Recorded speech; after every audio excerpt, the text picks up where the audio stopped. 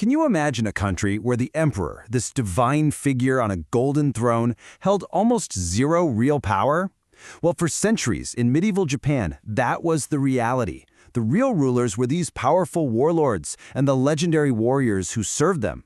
So today, we're going to unravel this whole complex world of shoguns and samurai, and trust me, the reality is way more fascinating than the legends. So let's just ask it straight up. Who was really in charge? If your first guess is the emperor, you're actually missing the real story.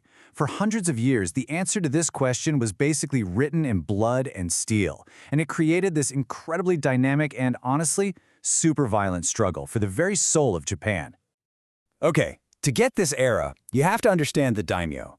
Think of Japan not as one unified country, but more like a dangerous patchwork quilt of different territories. And each one of those pieces was ruled by one of these powerful lords, all of them locked in this constant, brutal fight for more land, more power, more influence. In this world, military strength wasn't just important, it was literally the only thing that mattered. And you know, out of all that constant conflict, one figure just had to rise above everyone else, one daimyo who was strong enough to command all the others. And that person was the shogun, the true military ruler of Japan. This right here, this breaks down that central power dynamic perfectly.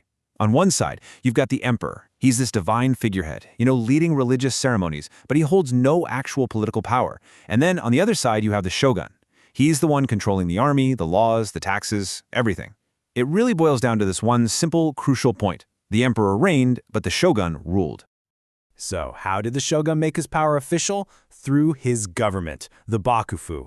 And the name itself tells you everything you need to know. It literally means tent government, which is a direct callback to its origins on the battlefield. This was the military machine that basically ran the entire country for centuries. And hey, if this whole setup is starting to sound a little familiar, it absolutely should. This system, a top military leader granting land to his loyal lords in exchange for service, it's incredibly similar to feudalism back in medieval Europe. It's a really great anchor point for understanding how this whole society was put together. Of course, the shogun and the daimyo couldn't just enforce their rule all by themselves. No way. They needed a warrior class that was completely and utterly devoted to them. A class whose loyalty was absolute and whose skill with a sword was, well, legendary. We are talking, of course, about the samurai. So what made a samurai a samurai? It all came down to a powerful philosophy, Bushido, which means the way of the warrior. And this wasn't just some rule book for battle.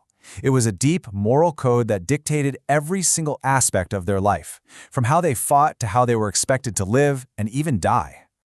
At its very heart, the code was built on these absolute, non-negotiable principles. Loyalty to your lord, unwavering, no questions asked. Your personal honor, that was valued way more than your own life. This entire identity was forged from strict discipline, total courage, and a readiness to make the ultimate sacrifice at a moment's notice. These weren't just nice ideas. They were the very definition of what it meant to be a samurai. But here's the thing. It's a huge mistake to only picture the samurai as these grim warriors on a battlefield. As peace eventually started to take hold in the later centuries, their role changed a lot. Many of them became these highly educated administrators, managing huge estates. They were also scholars, poets, and artists, and their contributions to things like calligraphy, philosophy, and theater really shaped Japanese culture in some profound ways. All right, so we've got our players on the board: the shogun, the daimyo, and the samurai. Now let's talk about the game they played. A centuries-long struggle that swung wildly between just devastating conflict and periods of profound peace. So, the age of the shoguns officially kicks off in 1192 with the Kamakura shogunate, which is what first set up this whole system of military rule. But that central authority eventually just crumbled under the later Ashikaga shogunate, and that plunged Japan into its most chaotic era ever, the Warring States period. Finally, out of all that chaos, the Tokugawa clan would rise up, unify the country, and kick off this unprecedented era of peace.